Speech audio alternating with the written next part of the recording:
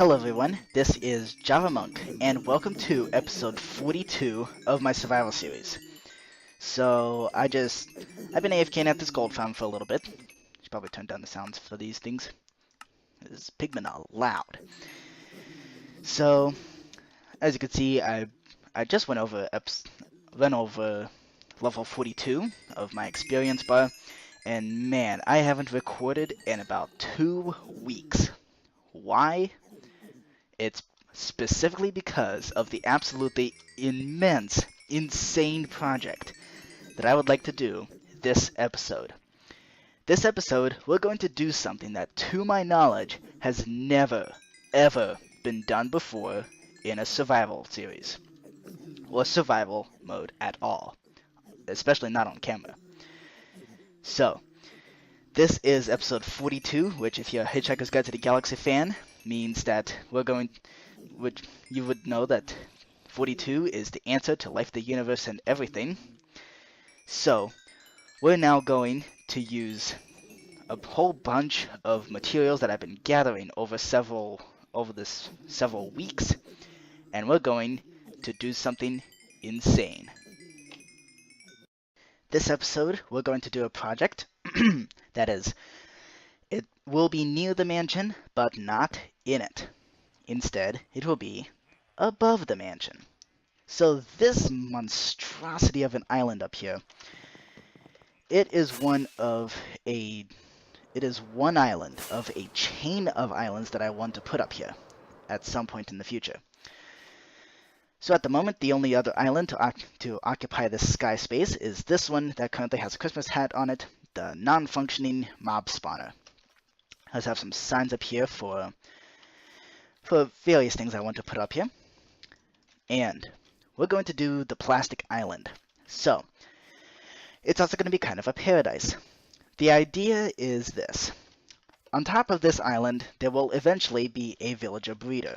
I mean, inside the island, if I can just get down this ladder, I have a villager sorter as well as a rail duplicator, which will be broken in 1.13.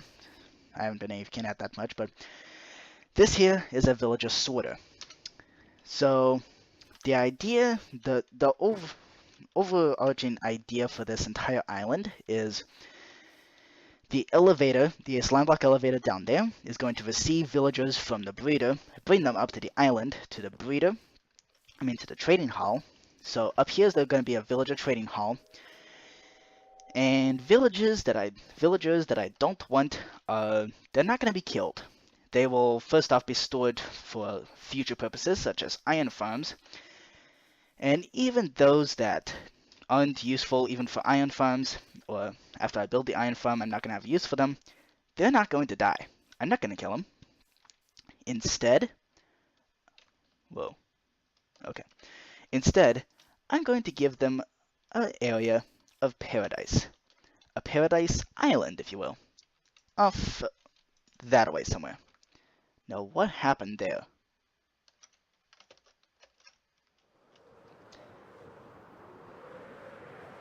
Seriously. What happened here? Lightning? But if it's lightning, then why is there so much light around here? And it's actual light, too. How bizarre. Okay, so up in the sky, we're going to build a plastic paradise, which is essentially just going to be a tropical island built entirely out of concrete. But in order to build this island, since it is episode 42, and it is the first official special of this series, for this island, we're going to do something quite the opposite of paradise. I'm going to manage to industrialize paradise. I'm going to 3D print this plastic island. Now, before you go worrying, yes, I have the materials to do this outrageous task. And in fact, that's what I've been spending the last 3 weeks doing, is collecting materials. So, the actual 3D printer, I am not building it out of gold blocks. Heck no. I have a pretty powerful gold farm, but nothing nearly as powerful enough to get 7 shulker boxes within a reasonable amount of time. So, first off, I'm going to make this a little bit of a make this kind of a time-lapse heavy episode because there's an awful lot going on.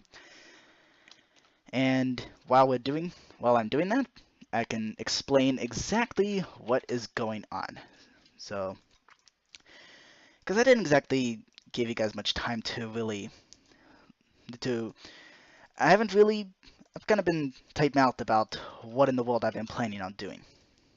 And even though I did reveal most of what I was going to do in the live stream, I have not yet done so in the series. So, I'm thinking we can do the first ever time lapse where I am talking over it and there's subtle music in the background. Let's go.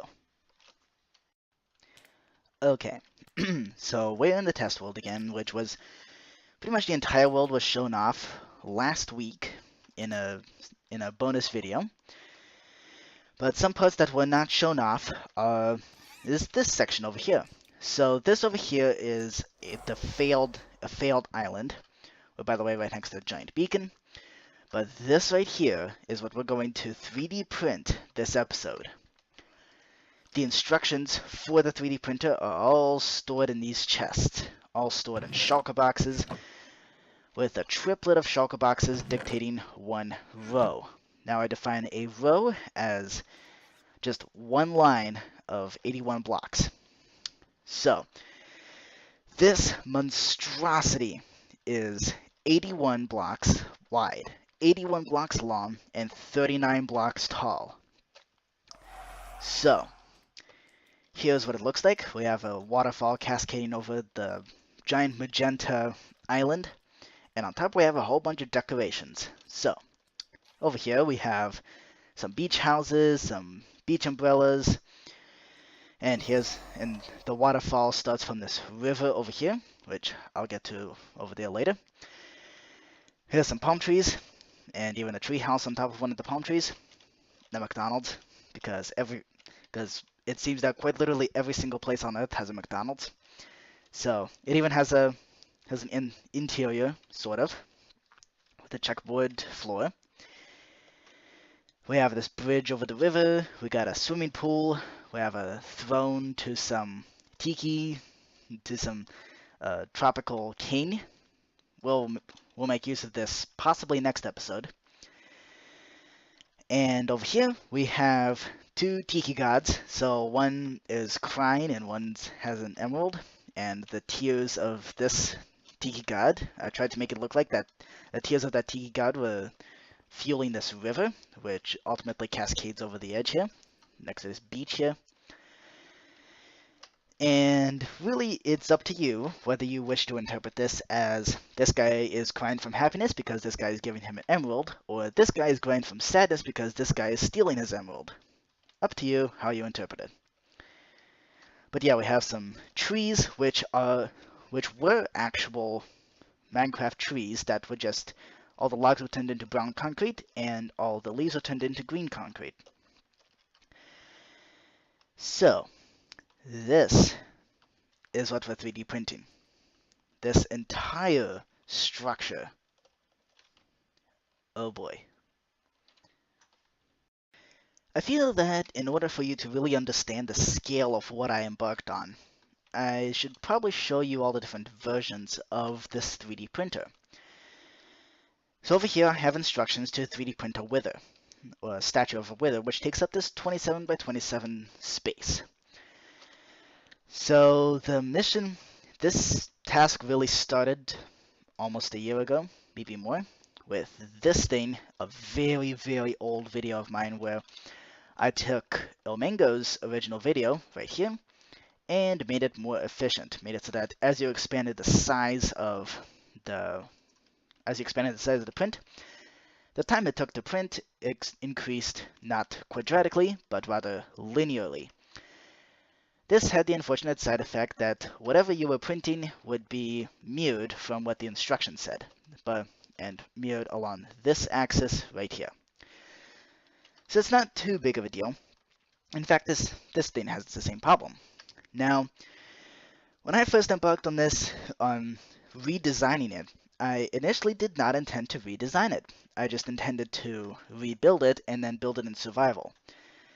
But as I was rebuilding it, as I was rebuilding it block for block, I realized, hey, this could be more efficient, this could be more efficient, this could be more efficient, and before I knew it, I had this thing completely built up.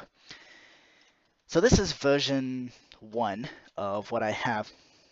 So this is not the version that I'm going to build.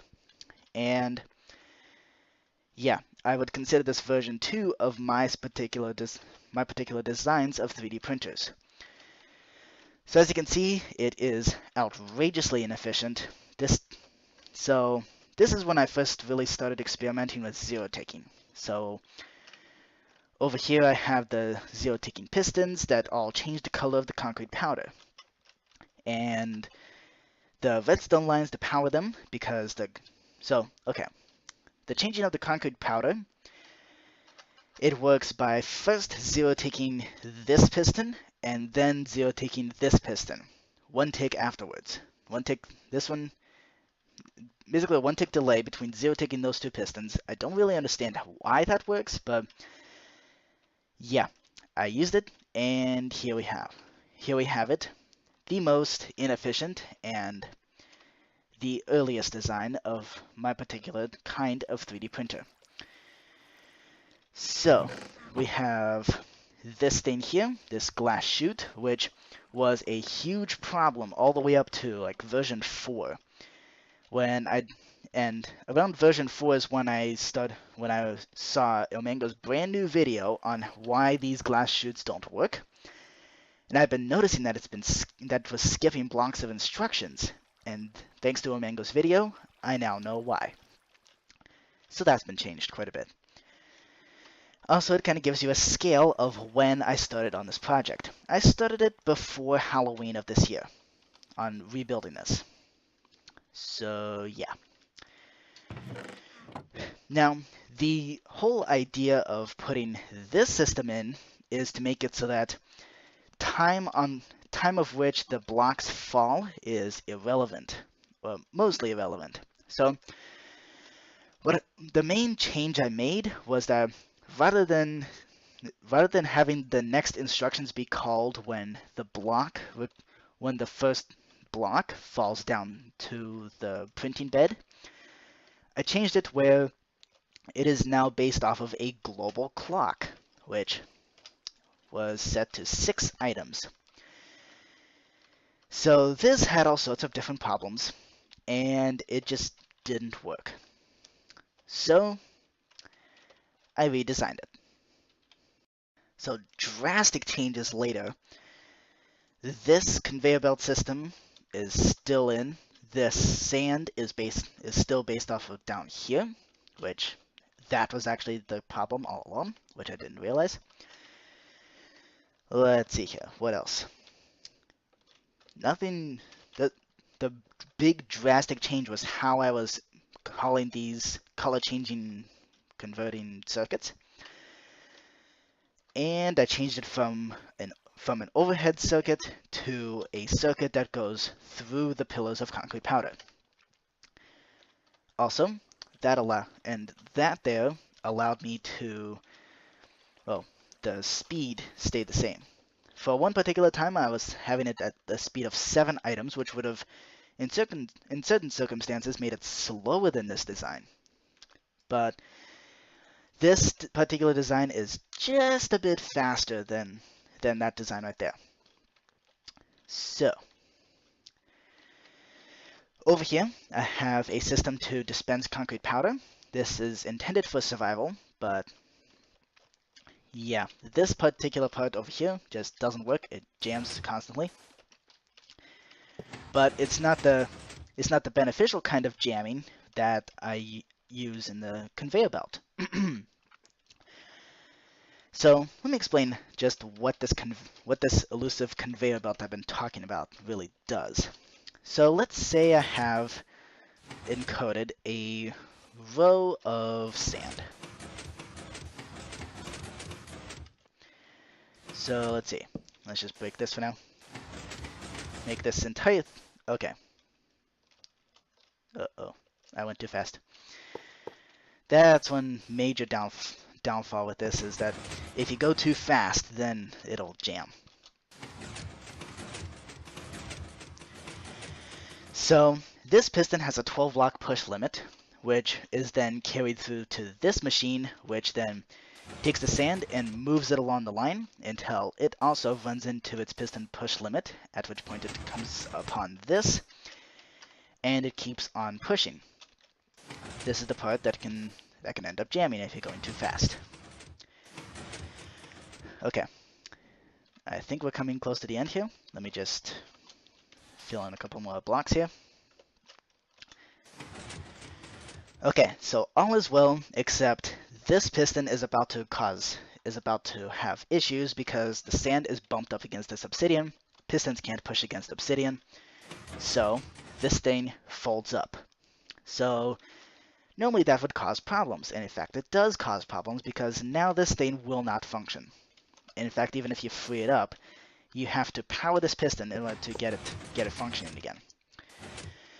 But right now, it's jammed, and very soon, so is this system. So now, the remaining block is going to now jam up this final piston here. Once again, assuming that it doesn't go too quickly. So, what it does is this. Hey, you know what? I'll just call those things remotely. Okay, so one more block is called in for the instructions. It doesn't have to be sand. It could be any of the color of the concrete powders. So this happens. The sand is dropped into the flying machines, and then the flying machines drop the sand into the printing bed. Meanwhile, these systems are powered to basically re-enable them, so they're ready for the next layer, or for the next row. And there's going to be one stray sand block. One stray block that is not going to be programmed unless you specifically program it. As for this dispensing system, this was pretty much copy-pasted from Ilmango's video of his 20 times faster 3D printer, which, it's impressive. It's not infinitely expandable, but very impressive. I basically copy-pasted his dispensing circuit, and this is a very primitive version of the dispensing circuit, because at first, when I was trying to, this is actually the first thing that I rebuilt. So over here, there's dispensers on every single layer. As a result, the redstone is outrageously complicated. So, trying not to deviate too far from that, I then turned it into a two layers at a time for water dispensing system. Yeah, it made no sense. And this dropper elevator did not work until pretty much the final version. But the basic idea is that you're going to start off with water here. So let me just spray some water. Come on. Here we go. So here we got some happy little water here. And it's printing these concrete powder that's going to turn into concrete as soon as it touches water. So eventually it's going to cover up this entire surface. So then the next layer is going to have just dry concrete powder. But then this next layer of dispensers, this next layer of dispensers kicks in and sprays water over it all, like so. And now it's all concrete. And then the next layer does this, and then the next layer is dry, which then turns wet. But by the end of it, all of the concrete powder is in concrete form, the hardened concrete form. So when the printer is complete, you can just dig away the sand, which will not solidify and is still gravity affected. That's why there's sand. And you will have your model. So that's the basic idea for this island. But this thing is way too small for the island. I was using it to... Oh, it looks like I was testing out the weather instructions. I have to put this system in, which basically what it does is, since all of these shulker boxes are behind here, and this redstone torch is blocking all these hoppers. This system right here is going to power the shulker box replacement circuit a total of 3 times. Once to get a shulker box out of here and into this hopper, another time to get the shulker box in here into this dispenser, and then the third time dispenses the actual shulker box. Once that happens, I'm not going to power it on because it's going to destroy this place, but once that happens, the shulker box is emptied one by one via this global clock that says, hey, start emptying the shulker box. And then when the shulker box empties, this comparator will detect that and dispense a new shulker box, which will also pull another shulker box from this chest or from this hopper. You can feed anything into this hopper. One really major flaw with this is that you are not guaranteed to get all the shulker boxes back. In fact, you only got about 10% of the shulker boxes back, which is terrible. And then because of that, and the shulker boxes were coming through the same hopper as the rest of the instructions, which is why I had to put in a separate sorter for them. And they all just came down here and end up mishmashing and mangling in with the instructions, which very quickly filled up those chests. That was a problem, which was later fixed. But over here, as you can see, I kind of deviated from the glass pillar idea, and this was after seeing Omango's video and said, okay, fine, I don't want to change too much, so let's just turn it into a dropper elevator. That still didn't work. But this right here is the major change between versions 2 and 3 and 4. I can't get too many. I don't really have many worlds of version 3, mainly because the difference between versions 2 and 3 are really not that great. They're really not that huge. But now, we're going to move on to the completed version, version 5. So here is version 5. Once again, I have the wither instructions.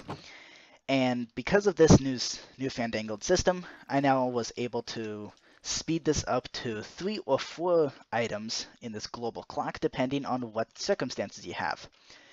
The circumstances being, if you have programmed in a black concrete followed immediately by white concrete, then this will break.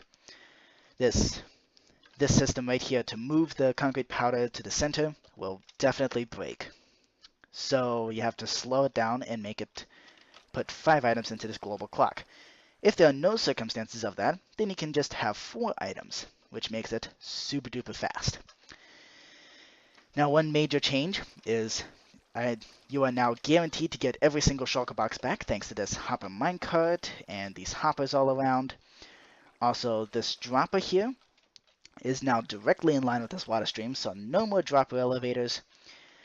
Also, let's see, there's now a sorter specifically for shulker boxes. And what else?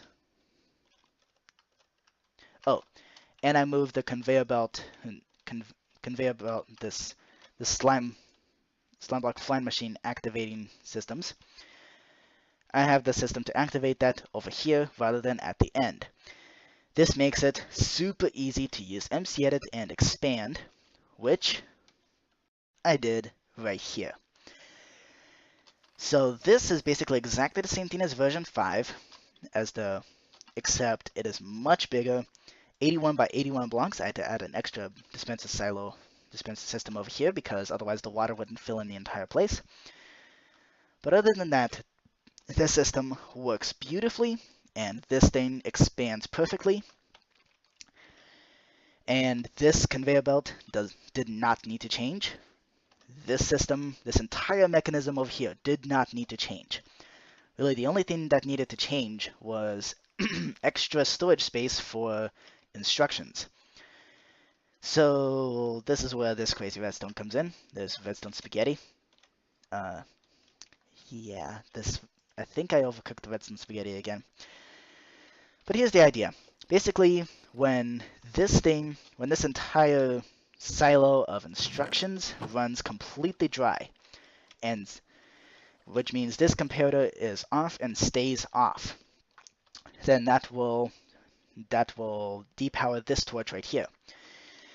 Meanwhile, the call to get extra shulker boxes comes from over here and powers into this other repeater, this other torch right here. So this is basically a very small AND gate, and if both of those things are true, where this system says, hey, you need a new shulker box, and this system says, I'm out of shulker boxes, it moves on to the next silo.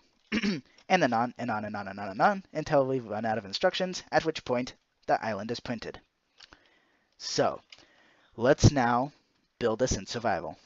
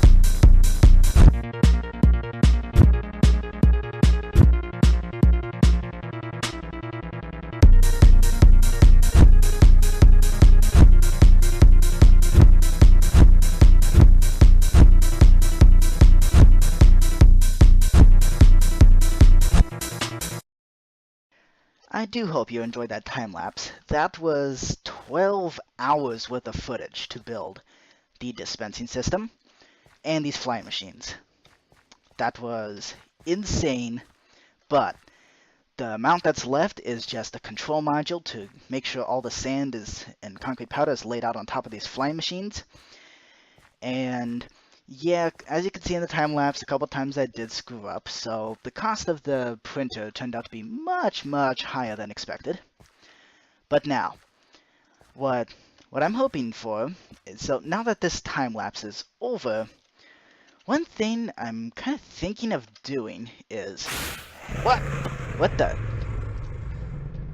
was that? Seriously, what was that? Last check, there's no wither dragon here. What? That's bizarre.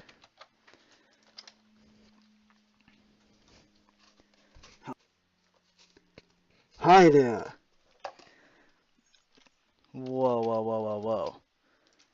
Who are you? I'm your future self. Wait a minute. You appeared in episode 13 to announce that I had an editing software. I did. Your voice changed. I've been learning new languages. If you are indeed my future self, then you would be able to tell my future, right? Yeah, well, you see. How many subscribers do I have? I cannot say. Okay. Well, then, does YouTube even exist in your time? I cannot say. Will episode 42 be successful? I cannot say. Why can't you say? Because if I told you one way or the other, it would influence the decisions you make now. It breaks time traveling rule number 42. Well, can you at least tell me what Minecraft is like in your time? Well, there is an update that is currently in snapshot stages. Can you believe it? They're actually doing it. They're removing the ability to make integrated Wi-Fi to parabolic converters. It's going to ruin the game.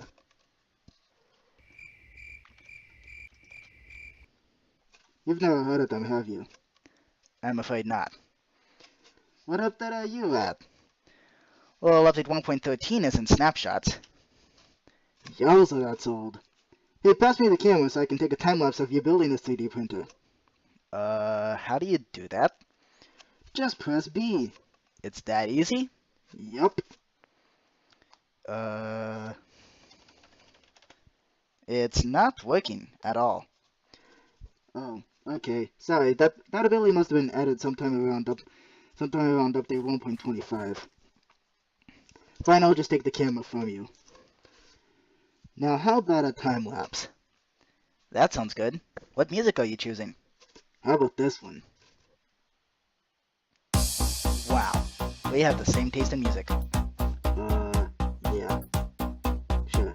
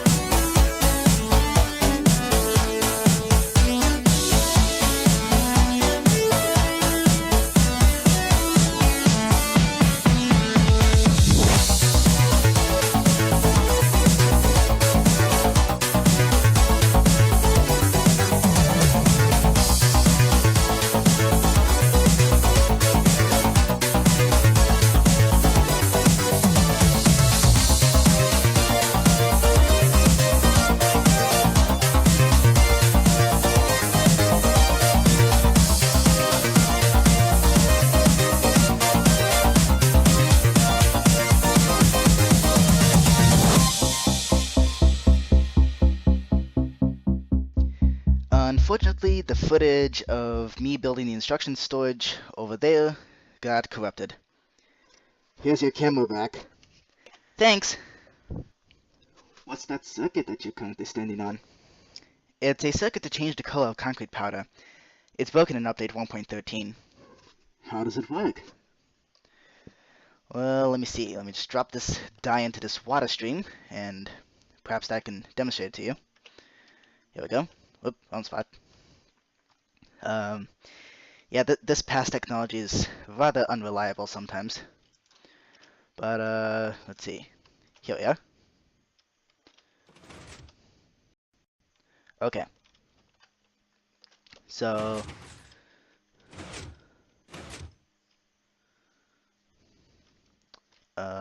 where'd it go? Hang on. Hey, future Javamonk, can you give me a lift? Sure. There we go. That's better. Did you at least see what was going on there? I did. Well, yeah, it basically zero ticks these two pistons right here in a specific order. I really don't understand too well. Good grief, just use a color converting module. I don't have access to that. That's a shame. You just supply it with the dye and it'll change the color of any block that passes by it. I am having a little trouble, and I'm wondering if your future technology will be able to help me. I'm not sure that's going to be allowed. This line of concrete powder is the system I've built and tested to distribute this concrete powder. It doesn't work very well at all. Easy, just use a block distributor. What is this? This texture looks really, really weird. That's because your game is not able to render these textures. This was added sometime around update 1.30. So, just power that. I can't interact with it. That's because you can't interact with the technology from the future. By the way, do you have a chest of concrete powder or something? You need to feed it into this. You need to feed it into this block with the hopper. Okay, let me get that. Here, had to run all the way from the mansion to get this. There. Will that be sufficient? I think so, at least for now. You're gonna have to change that shulker box every now and then if you're gonna have this actual 3D printer work. Oh, I will. I got plenty of the concrete powder. About 10 shulker boxes worth, and I've calculated that's exactly how much I need. Okay, so now I'm supposed to power it? Uh-huh. Okay. Okay, here goes. Pop. Did that work? Let me see about this. Oh, future technology is always reliable.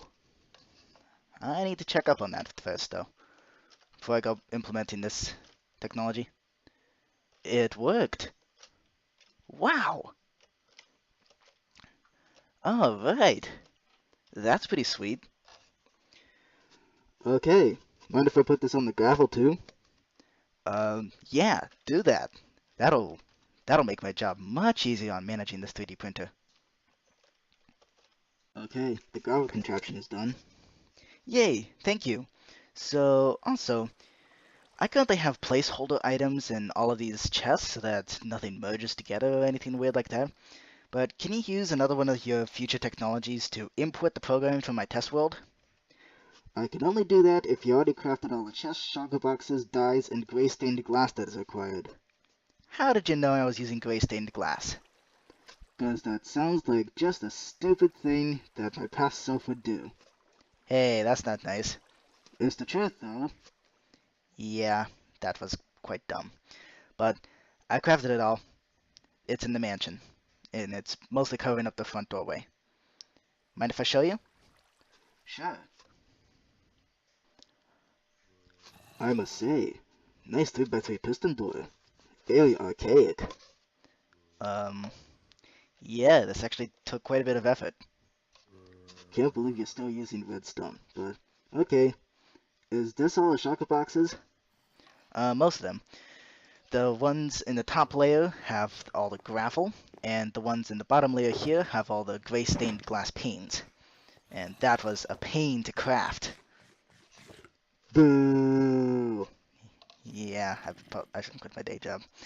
Okay, up here is all the concrete powder right here. I already took a shulker box over there to activate whatever block distributor that you have there. And over here I have all the dyes that are needed. Okay, this this is all enough. I'll get right to work. Okay. All right. Let's see what you did here. Hey, it actually worked. Yeah, I just broke time traveling rule number 28W, section 42Z, paragraph 85, line 110C, but that rule isn't too well enforced. Hold on. There's over 9,000 shulker boxes in here.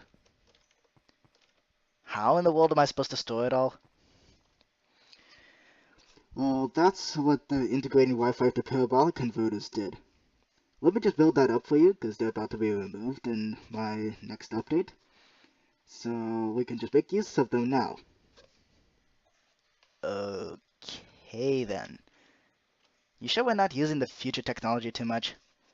We are, but the time police haven't come yet, so I'm just gonna have fun. Okay. You do that. This ender chest is now a trans-dimensional hopper. It allows you to store items remotely. The system around it is the integrating Wi-Fi to parabolic converter. Um, okay. Where are those shulker boxes going to go? Well, since you can't support a differentiation parabolic to conjugation receiver, it's going to a really old world that has the support needed to pull this off without the time police on my tail. They will stay there until you update to 1.14, at which point you better have the storage act together. Those time police have been strict lately. Can you use your into whatever you call it to move the stained glass and dyes directly to the correct chest in the bulk storage room? Sort of, except it's going to be rather difficult to do. How about instead I just move the dyes that are collected from here and just move them right back to where they were in the mansion? That sounds good. How about I go start the printer? Okay, so Future Javamonk is currently down there activating the water dispensing circuit, or at least making it so that it can be activated. Meanwhile, I'm going to be over here removing the beacon that my future self has just insulted by saying it was archaic and old-fashioned. Jeez. So once I remove this beacon, we're then going to be able to actually start the printer, at which point I've calculated it's going to take about 8 days to print this thing. So I'm hoping that possibly maybe we can do that in a form of a time lapse, although that would be very, very difficult to do. So I don't know. Maybe not. But here we go. Almost done removing the beacon pyramid. It seems that Future Javamonk also took away my ability to hear sound, it's a bit odd. Strange how future technology seems to be warping the physical boundaries of the Minecraft world. Alright, alright, Future Javamonk. It's now or never. This master lever will activate the entire printer. Alright, all systems go. All systems go. Here we go. Plop. Okay, so this thing will activate 3 times, popping out a dispenser, a shulker box, which is then going to be unloaded and activated and unloaded by this hopper timer here. The water is being spilled out onto the platform. Let me go check out the progress of that. Alright, this is working beautifully. Okay. A future Javamonk, I'm not sure this is going to make a very interesting time lapse. It's not. How about they just skip the time lapse? Okay, sounds good. So, the water's in. Let's just skip forward.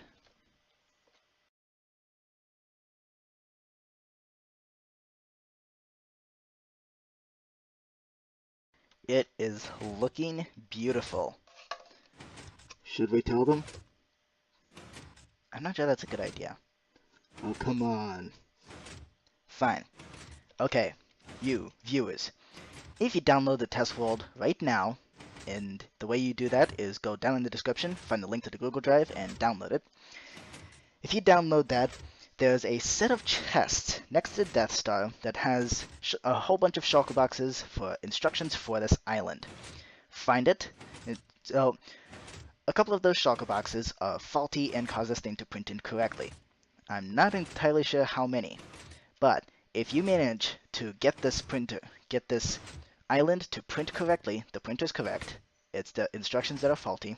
So if you manage to fix the instructions, then the first to do so will receive a prize. Have fun with that. Yeah, I had to use a uni extra perennial block relocator to fix it. It's hard to see that work with all the gravel covering up the island. I think I'll clear up the gravel next episode, as well as clean up the actual printer. I'd better go clean up my tech and leave before the time police catch me. Alright, all cleaned up. Hold on, before you leave, I'd like to ask you a few questions. Okay, go ahead. I might be able to answer them. Will you return? In a later special, yes. Do all Minecraft YouTubers have the ability for their future selves to join them for episode 42? They do, but nobody else does. They either don't mark the episode number, or they shut themselves out. It's really a shame. Well, it was nice meeting you. Yeah, it was nice meeting you too in your time. I'm grateful for what I have, even though they are moving in Wi-Fi to parabolic converters. See ya! Your future technology sounds amazing. Can't wait to meet myself and can't wait to do what you're doing right now and actually meet my past self in the future form. That might take a while. Well, off I go. Are you gonna leave in the same epic way that you entered and just leave to the sunrise with the sound effects and all that stuff? Absolutely.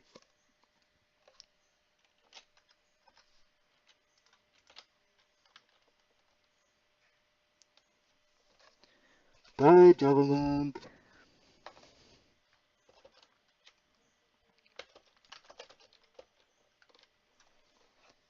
Now, where did I put my keys?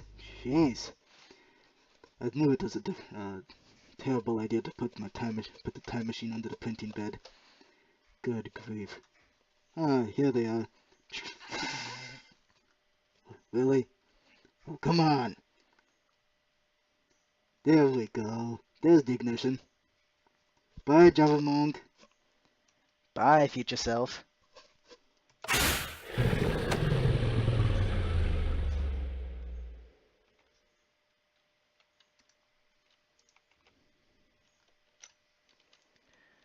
Well, that was a lot of fun.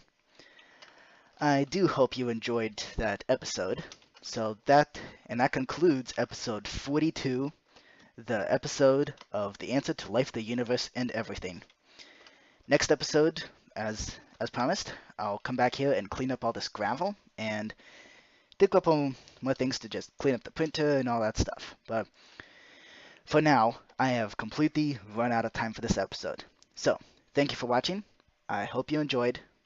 I will see you next Saturday. Bye!